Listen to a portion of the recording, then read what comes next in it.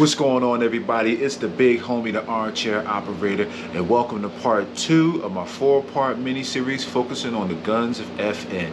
Now today we're going to take a look at FN's newest 45 caliber polymer frame wonder gun. We're going to talk about the FN 545.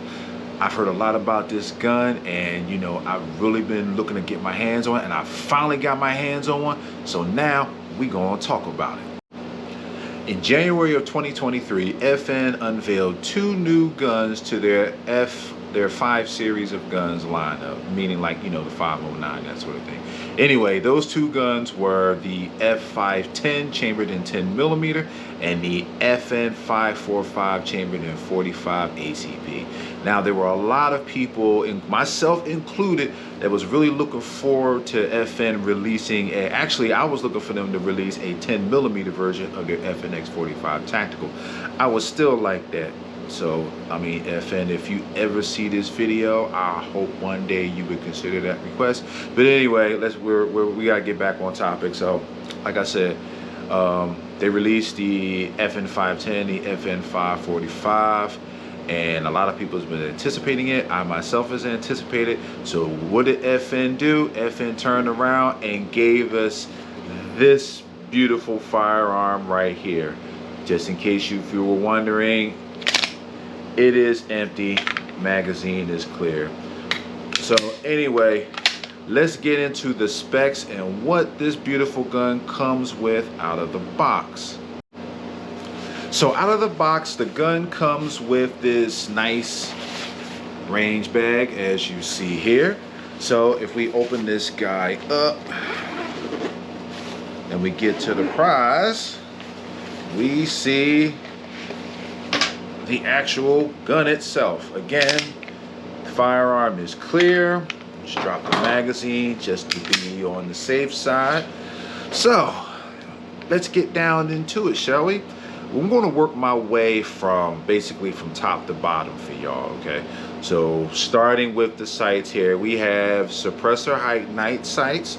These sights are metal and they have the tritium glow inserts on them, so hence the term night sight, right? So one of the things that I really like about suppressor height sights is that when you go to present the gun, you know, the taller your sights, the easier it is for your eye to get a quick sight picture versus, say, normal height sights or standard height sights, if you want to call it that. That's why I personally am a big fan of suppressor height sights, especially suppressor height night sights. So, okay, just wanted to throw that out there. We also have these 2 protectors here, you know, to protect the rear sight, just in case the gun were to take a fall, it would get dropped, or, you know, fall out of the holster or whatever. These will actually protect the sight. And honestly, I like the look of this, you know, I like the look. Plus, you can also rack the slide from these raised portions back here, and they actually have a little bit of texturing. I don't know if you can see that on the camera, but they actually have a little bit of texturing right here. So if you wanted to rack it off a table, or, you know, your belt loop, or whatever the case may be, you can absolutely do that. Speaking of optics plate, of course, it's optics ready, right? Now, the FN 5 series has what FN calls their MRD optics mounting system, and the MRD optics mounting system is a bit more reliable and more robust than the previous optics mounting systems that FN used in the past. And while we're on the subject of optics mounting systems, they actually give you 2 optics mounting plates with the gun. As a matter of fact, let me just show y'all that real quick while we're on the subject. Bam! Behold, optics plates. We got a tool here. We got some additional screws here, some other base plates, O-ring, and different things like that for the MRD system. And first of all, FN, thank you very much for giving us the optics plates when we buy the gun. I can't stress that enough. That really helps out. Now, you know, I understand that a lot of companies want to give, you know, the customer the option to choose their own plates. I totally get that. At the same time, when you buy, me personally, if I buy a gun, especially a lot of money for a gun, especially for something like the FN545, at least give me 2 optics mounted plates and let me just figure it out on my own from there. Anyway, rant over. Let's move on from there. Back to the firearm. We have a 4.7-inch cold hammer forged threaded barrel with a 1/2 inch by 28 twist. So basically what that means is you can do a direct thread with, you know, most 45 caliber suppressors that are out there on the market. So that's actually really good. The cold hammer forge, you know, barrel means that the barrel will last a long time before you have to worry about accuracy issues. And quite frankly, most of the people who buy this gun will never have to worry about that, I promise you. If there's an accuracy issue, 9 times out of 10, it's you, my man. It's you, I'm sorry, or lady, or whoever, but it's probably you. Me too. So, but anyway, 4.7-inch cold hammer forged barrel. The slide, so let's take a look at the slide. So we have front and rear cocking serrations on the slide. They're not too aggressive, you know. You could press check, you know, you can rack the slide from the front or the back. You know, I like them, they're good, you know, they're not super aggressive, they're not too shallow, they're just right in my opinion. Okay, and also moving down from there, if you notice, this gun is, you know, fully ambidextrous. You have your slide catch, says slide release on both sides. Also, the magazine is also fully ambidextrous, which is really good. Now, if you'll notice, the FN545 does not have an external safety. So if you saw my FNX45 tactical review, one of the things that I kind of criticized it for was the fact that I have to change my actual shooting grip when I go to grip the gun because of the location of the safety. And unlike, say, 1911, you really can't ride the safety on the FNX45 tactical. Now, with the FN545, because it does not have an external safety, I don't have to worry about those issues. So I can like choke up high on the gun and grip it properly, like, you know, like you're supposed to. And I don't have to worry about the frame mounted safety digging into my hand. And that helps out an awful lot, especially when you're trying to control something like a 45 caliber. This thing kicks a bit, you know. So that, I definitely give it, you know, an additional point for that. I really like that. Now, another thing that I really like that FN did with this is that it's the texturing on the grip. Now, if you notice the texturing on the grip, we actually have texturing in this area of the grip. Now, I don't know if it's just me, but I notice a lot of manufacturers don't put texturing here for whatever reason. Why, I don't know. Because when you go to grip the gun and as you're bearing down on it, especially with your support hand, the meat of your thumb actually sits in this location. So it would really help to have that additional texturing when you're gripping the gun and you're actually shooting. So I really like the fact that FN included this actual extra bit of texture here. Like that, that's good. I really like that. Now, moving down from there, we kind of have like the standard texture pattern, you know, on the grip here. I don't know if this is considered a diamond grip or whatever it is, but it's just pretty standard. You know, it's aggressive, not too aggressive, but it's aggressive enough, like it gets the job done. And if you look here on the front of the grip, I don't know exactly what you call this, but you have a decent amount of texture on the front of the grip as well as on the back strap here. So it's very well textured, which is important when you're trying to control something like this.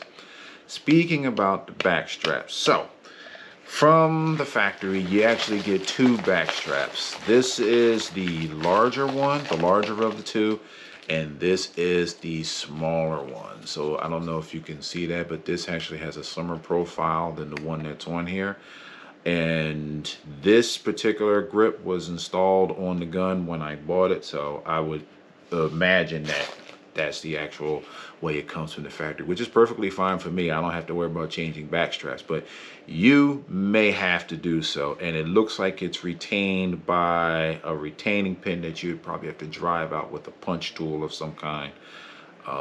Speaking of, there is no punch tool with the FN545, so that's something that you'll have to source on your own. Okay, now we're going down from there. Let's talk about, actually, before we get to the magazines, let's talk about this trigger. So it's pretty much standard looking trigger that you would see like on the 509 or something like that. I call it the 5 series. I don't know if that's their official designation for it, but I just call it the 5 series. So therefore, throughout this review, I'm going to just refer to it as the FN5 series. So anyway, standard looking FN5 series trigger. Has like this little cut in the middle, kind of like, you know, the Smith & Wesson hinge triggers. So I'm going to channel my inner Garand thumb real quick, and we're going to ghost that trigger. But first, we're going to make sure that the firearm is clear. As you can see, drop magazine is empty. So let's go ahead and ghost that trigger. So that's all the take up you get, which is not much at all. And if you keep going to the wall, brakes, let it go. That's your reset. Boom. Let it go. And there you go. Now, FN has this listed as being like about a 6-pound trigger. To me, it feels a little lighter than that, if I'm honest. It feels like it's a little bit closer to 5 pounds, just, you know, in dry firing and shooting it on the range. But again, I don't have a trigger pull gauge, so I'm just guessing, but it doesn't feel like a 6-pound trigger, so take that with a grain of salt. Hey, look, I give an honest review, but it doesn't feel like a 6-pound trigger to me. So, anywho, as far as the trigger, now people actually give FN a lot of crap for the triggers in the 509 series, and I don't have any experience with the 509, so I really can't speak on the 509. However, for the 545, personally, I think this is actually a pretty good trigger, a pretty good stock trigger, and I'm gonna tell you why. When I first got this gun, I compared this with the FNX45 Tactical that I've had for a little while. And that, in case you didn't know, is a double action, single action style trigger, while this is a striker fire trigger. Well, for one, striker triggers are more consistent in their pull versus the double action, single action. And the reason for that is the double action, single action has those two functions. You have the double action and then you have the single action. Double action, long and heavy. Single action, short and sweet, for lack of a better way of putting it. Striker fire triggers are pretty consistent throughout. But even with that, usually the single action triggers tend to be better because they're shorter, and if they have a short reset, man, you can just really stack rounds all day long. With the FN545, this trigger, in my opinion, I put it a bit over the FNX45 Tactical in that the reset, especially the reset is very much more so, I would say it's more tactile. It's definitely more tactile versus the reset on the trigger on the FNX45. So, and frankly, I did not expect that. I thought that the FNX45 Tactical trigger would be better than this, but so far, I don't know. To me, I feel like the FN545 definitely wins in that category. But anyway, I just wanted to talk about that really quick. So triggers aside, you have a nice elongated trigger guard in case you have to, you're using gloves or something like that. You have that additional space, which is also something that FN is known for. And now we get to this guy, the magazine. So it comes with 2 magazines. Standard, you got your standard 15 round magazine, which I still have to say 15 rounds of 45 ACP is substantial. It's nothing to laugh at all. But on top of that, they turned around and gave us this guy. This is an 18 round standard capacity magazine. First of all, 18 rounds of 45 ACP is unheard of. And with this, FN basically has made the FN 545 the new king of capacity, standard capacity when it comes to the 45 ACP. This right here is a game changer. Point blank, period. I love it. I love it. Now, speaking about the magazines, as one thing that you can notice right away. Oh, sorry about that. Dog barking in the hallway. Anywho, one of the things that you'll notice right away is the magazine base plate or the grip extension. It has this angle cut. Now, because of that, now, in case you were wondering if magazine capacity, magazine compatibility, I apologize, magazine compatibility between this and the FNX 45 Tactical, yes and no. So basically, the FNX 45 Tactical magazines will fit in the 545. However, these magazines will not fit in the FNX 45 Tactical. And this is the reason why. This angle right here on this grip extension. Now, the magazine bodies are actually basically the same, and this little notch right here where the magazine release engages the magazine is in the same location on both. Now, if you wanted to do some backyard tooling, you probably could modify this portion to make it fit in your FNX 45 Tactical. I'm not recommending that. I have no plans on doing that whatsoever. I'm just saying that this piece will fit, but this piece would work if this piece was shaped differently. That's all I'm saying. Take that for what you will. All right, so a couple of the other things that it comes with out the box, you know, you have your obligatory cable lock, you know, safety, which is important, right? And then you have your paperwork and so on and so forth. So that's pretty much it as far as accessories and what the gun comes with out of the box. So now that we've covered all of that, we're going to get into, which is, I wouldn't be surprised if this is your favorite part of the review. We're going to talk about how this gun has handled for me on the range so far. So far, I've only put about 350 rounds through the gun since I've had it. I've only had it for about a few weeks, so I really haven't had a chance to run it a whole lot. And for the most part, I've mainly been shooting 230 grain Blazer brass with some Federal hollow point 230 grain and 180 grain self-defense loads through it, just to kind of see how it will handle the hollow points. And so far, I haven't had any problems. I haven't had any issues. Now, one of the things that I really like about the gun is the ergonomics, and you know, with the texture and everything that I went through earlier. So it really helps to control this gun, and between that and the suppressor height sights, I didn't have any problems with, you know, stacking up those follow-up shots. You know, the shape of the grip, the texturing, the sights and everything. And also, like I've stated before, one of the reasons why I really like suppressor height sights is that your eye will naturally pick up the sight picture faster with raised sights versus that of standard sights. So, you know, that's really good too. And combine that with the new trigger that they put in the 545 and the 510. This thing is an awesome shoot, man. It's an awesome shoot, and I love it. I'm really looking forward to taking this beast back to the range and putting some more rounds through it just to see, you know, just to see how it handles. Another thing I did was that I was running the gun with an Olight, I believe it's an Olight Balder Pro R, the rechargeable one. Yeah, so I'm running that weapon line on the gun.